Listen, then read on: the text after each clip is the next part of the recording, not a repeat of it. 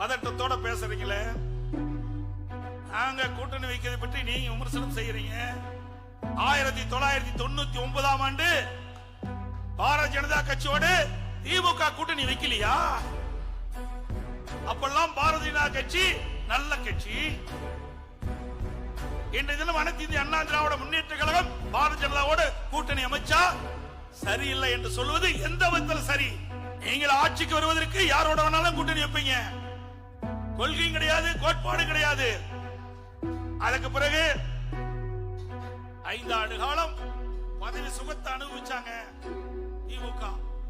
மத்தியில ஆட்சி அதிகாரத்தில் திமுக இடம்பெற்றது. அதுக்கு பிறகு அப்படியே ஜம்ப் பண்ணி குரங்கு எப்படி மரத்துக்கு மரம் தாவுமோ அது போல கொள்கையும் கிடையாது, கோட்பாடு கிடையாது. அப்படியே காங்கிரஸ் கட்சியோட இணைந்த கட்சி தானே திமுக கட்சி.